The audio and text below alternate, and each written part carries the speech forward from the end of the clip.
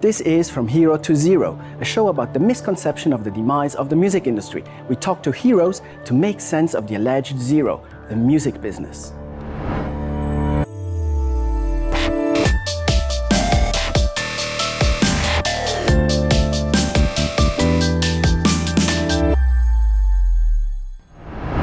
Hi Bobby, how you doing? Good. What's up? Not much. Thank you very much for coming. That one?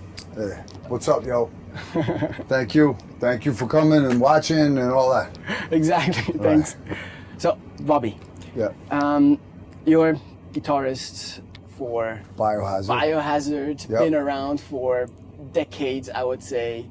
Long time, right? A little bit, yeah. Where do you see the difference between being a musician today, 2015, as compared to back in the days when you guys started, late 80s? When we started out,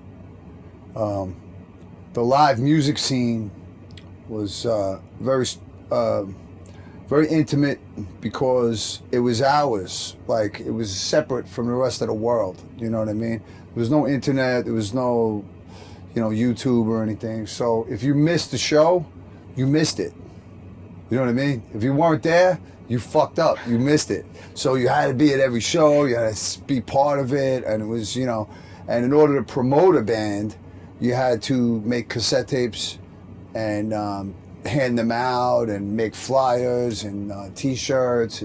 And you had to travel to different shows to get the word out about your band. You know what I mean? And there was some magazines and radio. College radio, which is more in America, in the United States, was more underground.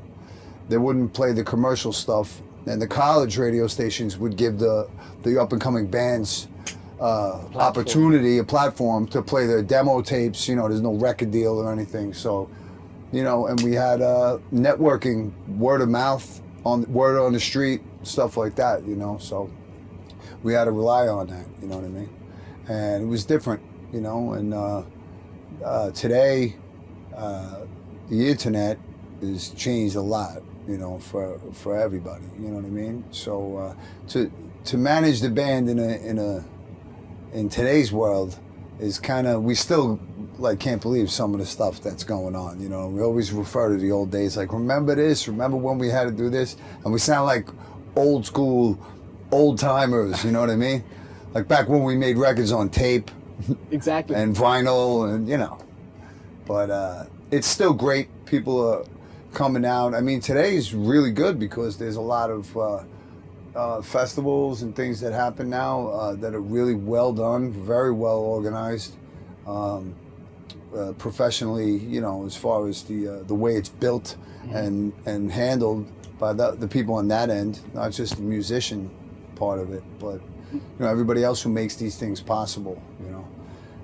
It's really good. I think the underground kind of takes a little bit of a strange turn because of all the mass media now. It's not the same unique underground. Like, you know what I mean?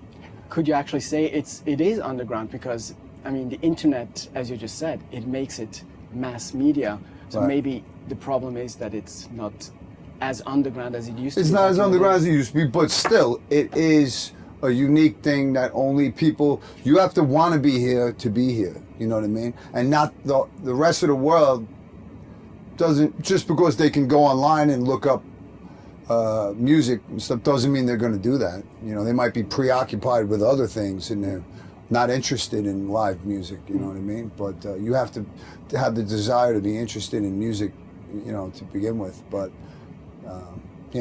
we're all about playing live, so, we're all about the live show. Do you approach your fans differently today than back in the days? Never. Same shit. It's just like being in a band when we were 19, 20 years old. Come on up on stage, sing on the mic, we don't care. We hang out with everybody. If people don't have tickets, we sneak them in the back. We don't, we hang out with all the people. Like, we try to, we let them know every night that, hey man, it's because of you that we're able to keep playing and stuff, It's like family. It's like, we're here because of you guys. So, we don't want to shy away from people. We want to meet everybody. We want to hang out with everybody, That's really nice. Yeah. And it's great. so over the years, you've had many different record labels that you worked with, like some. You were not constantly with one. Do you see differences? For instance, Urban Discipline came out on Roadrunner, and the next one was then maybe a bit higher with Warner Brothers. I don't know, maybe bigger budgets as well. Well, yeah. And compared to your career, from the first before Urban Discipline till the last one, Reborn to Defiance. Well, Defiance. Back then it was set up a little differently, the music industry for sure, and I don't know, you mentioned budgets. As long as you have the budget to get the job done, then you can keep doing the job. You know what I'm saying? That's basically what it's all about, So as economics and times change and prices of gas and things, all these things change, you have to configure your budgets accordingly to what you need, and you have to configure them a little bit differently. That's all. But it's basically the same business for us because we've never stopped being just a live band. You know what I mean? That's all we're about. The records are important, but they're just a moment in time, like a picture. Tomorrow, you look different than you do in a picture today. Same thing with music. And a record is just a moment in time captured, the music. But we play it every night. It's different. You know what I mean? So you have to have this record out into the marketplace in order to get you the live gigs. So basically records are just an excuse to get out and fucking play live. So it's like, all right, we got to do another record so we can do more gigs. You know what I mean? So you got to just keep doing these records to get more gigs. You know what I mean? But would you say that changed maybe a little bit? We're not really a band who ever said we're going to make records and the record is going to be this big mainstream, hit pop radio thing. We never desired that. We always wanted to be, good at making people happy live at that moment, at that night. You know what I mean? And making a good concert. That's what it's all about. For us. And I saw that in.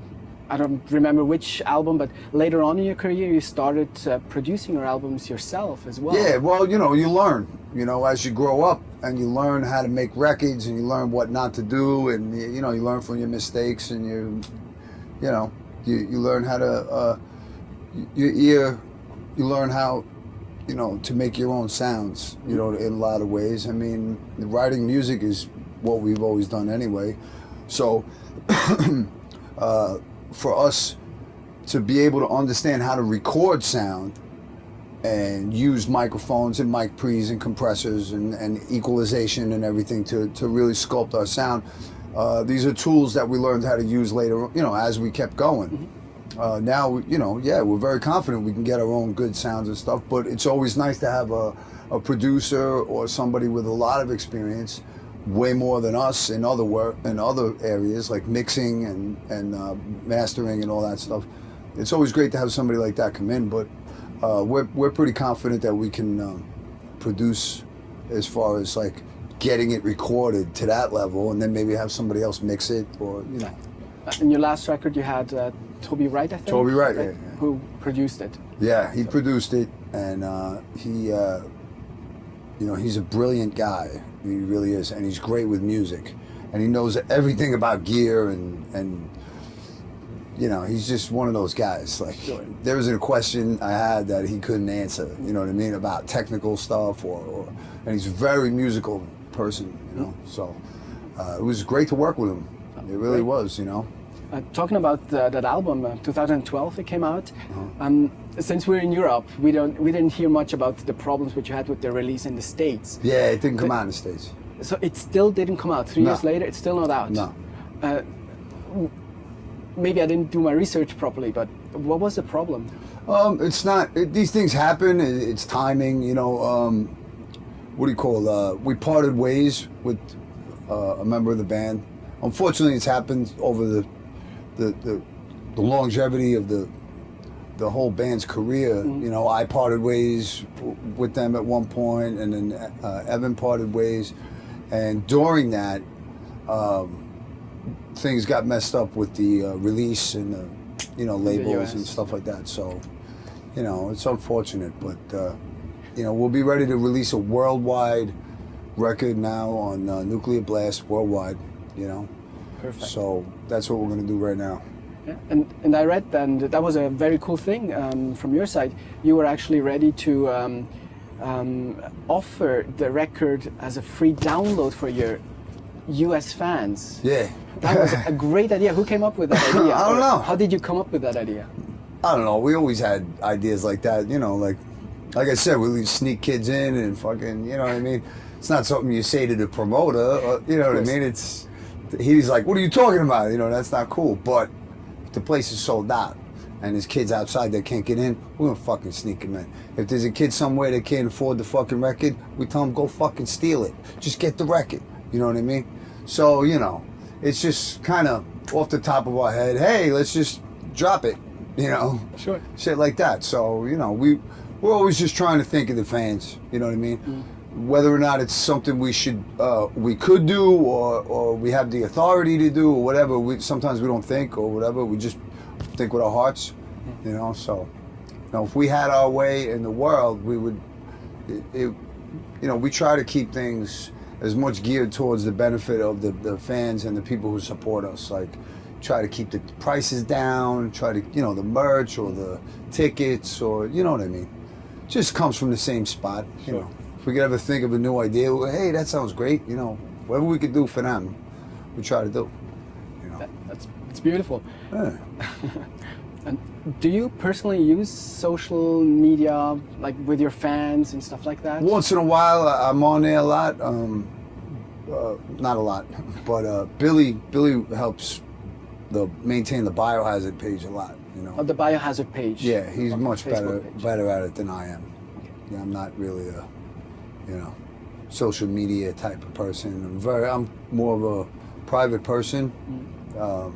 When I'm home and stuff like that, you know, when I'm off from the band. But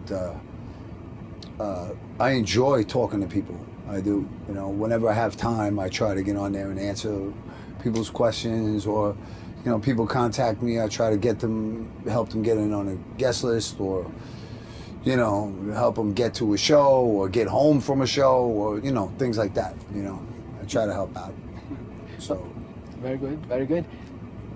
A question our co-producer Simon always likes to ask to anyone, basically, is do you think, we're talking about legal streaming, music streaming, kill the music star?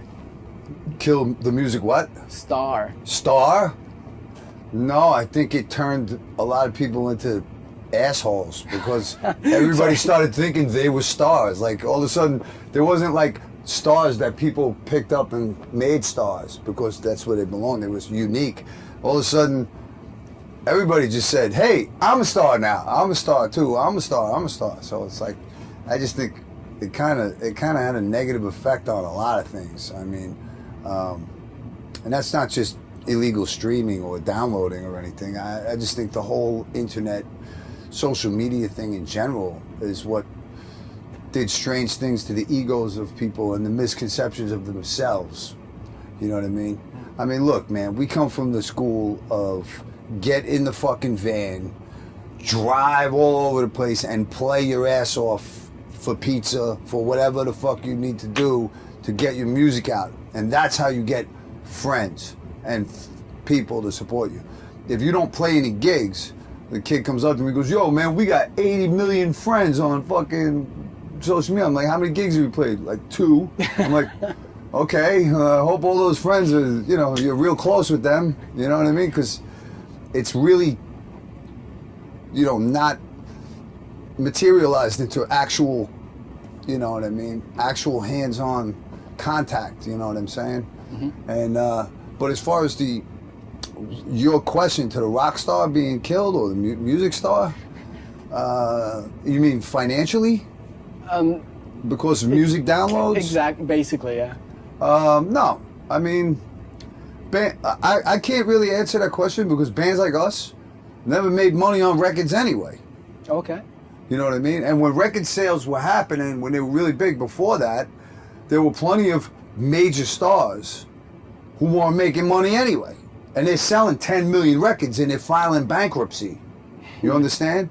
Because the industry was geared towards like the label wants you to make $1 million video.